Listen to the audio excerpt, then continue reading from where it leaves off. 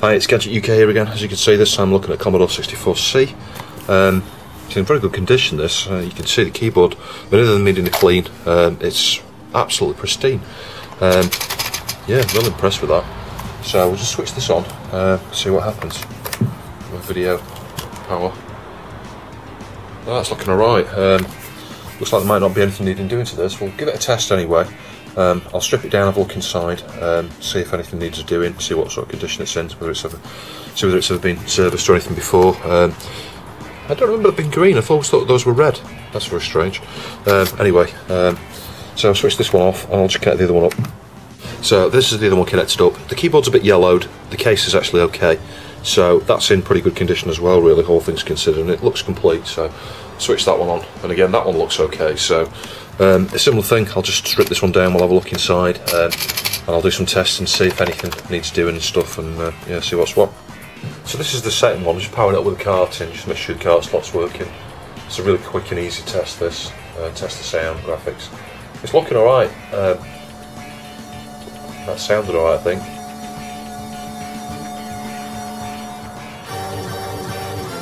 Yeah, sweet. That's working fine. Just testing with the SD-IEC here, and the Epic's fast load as well, same time cart, so that seems to be working fine.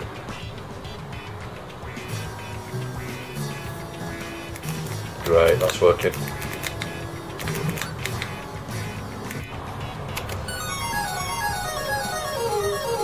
Sweet.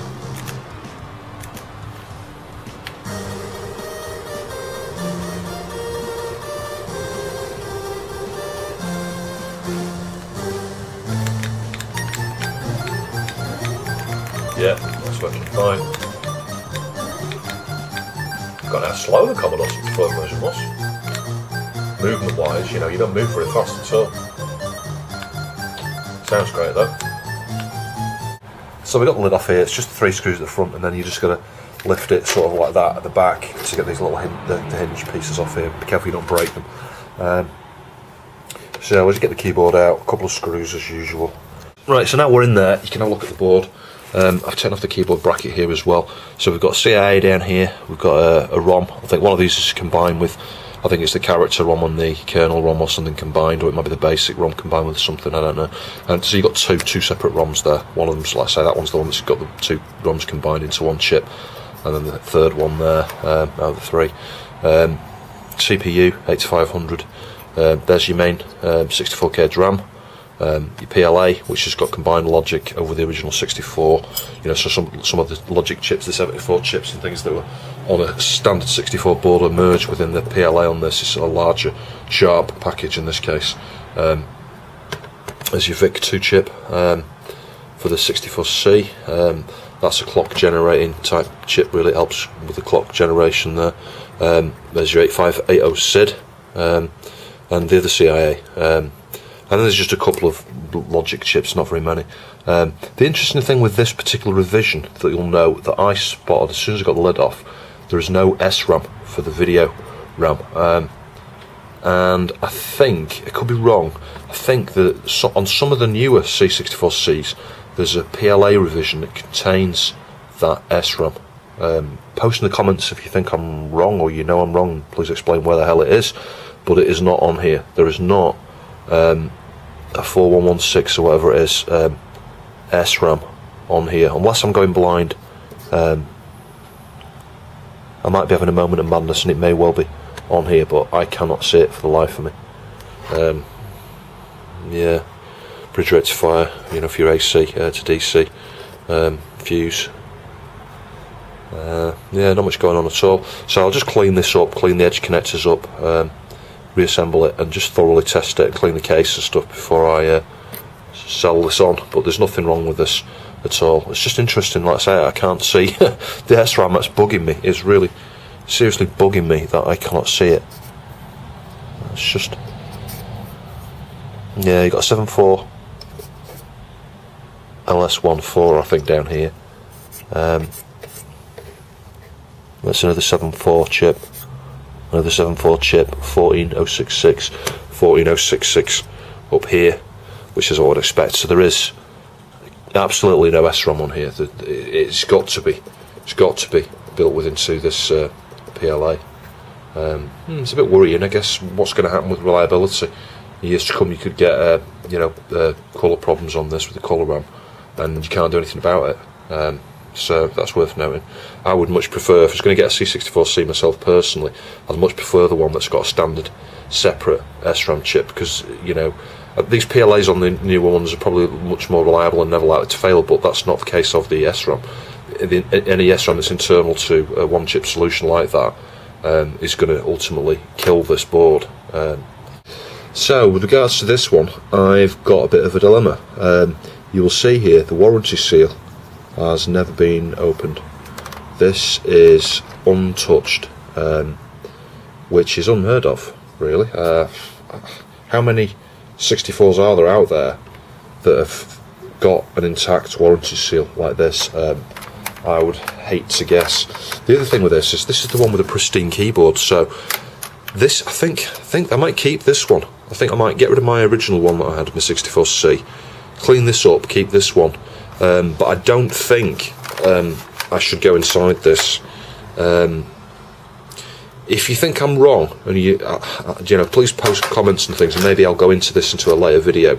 It's only going to be a teardown because there's nothing new to see probably anyway. We've just seen an example of one of the ones that's not got the SRAM. I'm not going to be able to glean much from looking through here, I don't think, unless I get the torch, and so I might be able to see whether there's an SRAM on there. But I don't see any point. I don't see any point in breaking that warranty seal deliberately when I guess it's a piece of history, and there aren't very many out there that have not got undamaged warranty seals straight from Commodore that have never been tinkered with. So I think I'll leave this one as it is. But like I say, if everybody sort of wants me to go inside this, I guess I'll do it. Just post some comments, really. There's not much more to say, really. I mean, I was hoping to get a couple of repairs out of these. It sounds daft, doesn't it? I should be happy they're both working, but I was hoping we'd have a couple of different faults, perhaps different faults to what we'd seen previously on the other Commodore 64s I've looked at. But yeah, I've just been unlucky. I've been unlucky, and both of these work. It was the same in the Amiga 500. Amiga 1200. I'll show you. It's yellowed, and I will retrobyte this case, and screws are still out because I've not put it back together. But a similar story with this. I was hoping to get a repair out of this, and other than the floppy drive, which will be a subsequent video I'll upload later, there's nothing wrong with it. It's just absolutely flawless. It gives a crystal clear picture. The caps are all alright. I've yet to test my accelerator to see if there's any compatibility issues there with regards to timing, but everything's rock solid. I've booted it off me hard disk and stuff, and been playing games and things, and everything just works. I've just been so unlucky with been lucky but unlucky in a sense that the reason I purchased these was for some repairs, and there's nothing wrong with them. So the dead giveaway here was the fact the SRAM's missing, but if you can see there, C64E. So yeah, please post some comments if you know anything else, any different visions with this. But yeah, the obvious one, like I say, is the SRAM. Everything else looks pretty much the same as far as I can see. Your transistor there for your, is it TIP something? For your, in fact, it's a different transistor used on this for your tape, powering your tape port. Yeah, it's in very good condition. This, I'll just clean it up, reassemble it, and it's good to go. So as you can see, all cleaned up here. No time or expense spared. I've gone over every millimetre of these, every nook and cranny in between the keys and things.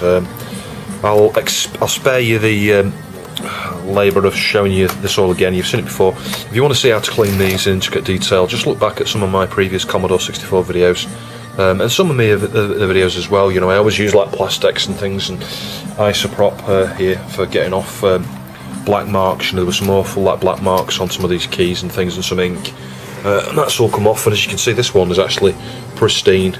Absolutely pristine. And the other one, yes, the keys are a bit yellowed, but it's come out absolutely immaculate. Like I say, no expense spared, real. I could retrobyte it, but it's one of those, if someone wants to retrobyte it, they can retrobyte it themselves. I'm reluctant to do that sort of thing and then stick it, you know, for sale, because you know, you're kind of leading someone to a garden path. You don't know what state it was in when they got it. Yes, it can look immaculate, but ultimately it will yellow again. And it's important to note that, because some of these, like this one, this will not yellow. It's made of a different. The keys are made of a different kind of plastic, I think, or they're treated with a different. You're not treated with a bromine or whatever it is, or bromide. So that's why this one hasn't yellowed. So I mean, this one will be quite desirable to somebody, I'm sure. I need to clean. Oh, I haven't cleaned underneath this one, but there are some nasty scratches and things on this, so it won't come off. But as you can see, I've left the warranty seal on here, so that sort of keeps it in its original condition. Just one thing I've noticed there, this is how pedantic I am actually. The rubber feet, I've got some shit on, whilst I cleaned the underneath. On this one, I haven't cleaned the rubber feet, I have on the other one. But like I say, I usually clean every single little bit of these. There's a little black mark there that I'm struggling to come off. I'll have a go to my sprop on that in a minute. But anyway, you can see, yeah, these have come out really well.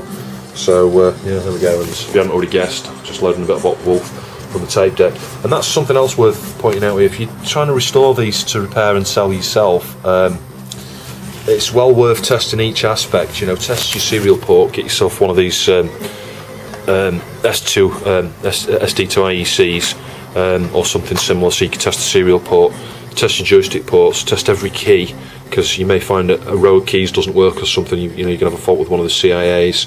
Test your cartridge port, and don't forget to test your tape deck, because you know, you could have a fault with your TIP21 or whatever the transistor is that's on these, that drives the power for that, provides the power for that, you know, the tape deck. So yeah, anyway, thanks for watching. I'll see you soon.